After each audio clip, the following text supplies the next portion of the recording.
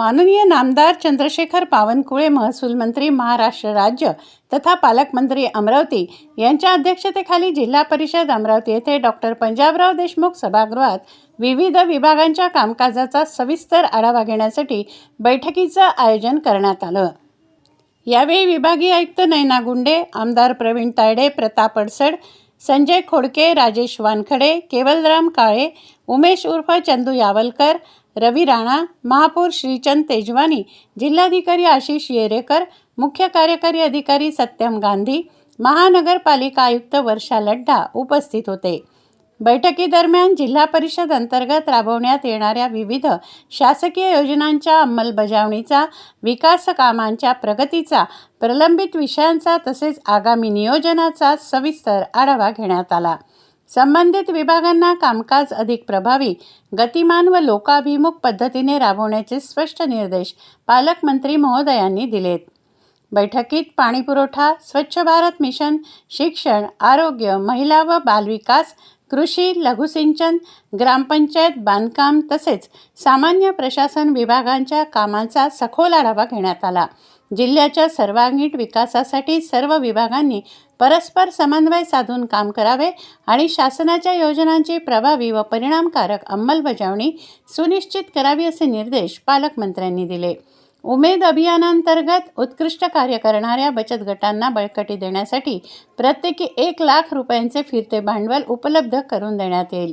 स्वच्छ भारत मिशनमध्ये 5,000पेक्षा अधिक लोकसंख्या असलेल्या गावांसह आसपासच्या गावांचा क्लस्टर तयार करून घनकचरा व्यवस्थापन प्रकल्प उभा करावा आणि प्रकल्पांतर्गत सेंद्रिय खत निर्मिती करून ते स्थानिक शेतकऱ्यांना उपलब्ध करून देण्याच्या सूचना दिल्या। कृषी विभागाने भरारी पथक स्थापन करून कार्यान्वित करावे।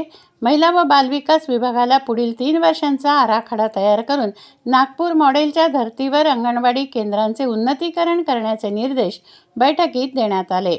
लघुसिंचन विभागाने जिल्ह्यात जलसंधारणाची कामे मोठ्या प्रमाणावर हाती घ्यावीत, पाणी स्रोतांचे सर्वेक्षण करून मृत बंधारे पुनर्जीवित करावे, गॅबियन बंधारे तयार करावे आणि CSR निधी उपलब्ध करण्यासाठी जिल्हा प्रशासनाने एकत्रित नियोजन करण्याच्या सूचनाही देण्यात आल्या। तर ग्रामपंचायत विभागाला टप्प्याटप्प्याने स्मशानभूमी विकासाची कामे पूर्ण करण्यास सांगण्यात आले। सामान्य प्रशासन विभागाच्या आढाव्यात जिल्ह्यातील गटविकास अधिकाऱ्यांची रिक्त पदे तातडीने भरण्याची कार्यवाही करण्यात येईल असे पालकमंत्री महोदय म्हणालेत। आरोग्य विभागाला नागपूर मॉडेलप्रमाणे मॉडेल प्राथमिक आरोग्य केंद्र विकसित करण्याचे निर्देश देण्यात आले।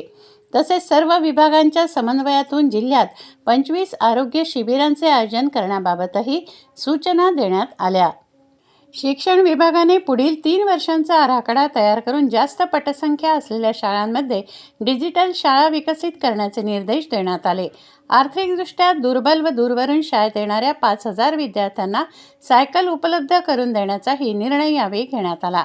पाणीपुरवठा विभागाला जुन्या योजनांची दुरुस्ती, रिचार्ज शाफ्ट उभारणी करण्याचे सूचित करून पाणी टंचाई निधी तातडीने वितरित केला जाईल असेही सांगण्यात आले।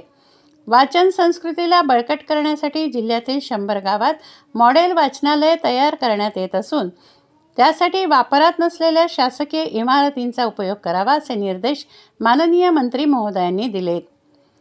एल निनोच्या पार्श्वभूमीवर जिल्ह्यात जलसंधारणाची कामे व्यापक प्रमाणात राबवण्याचे निर्देश यावेळी देण्यात आले।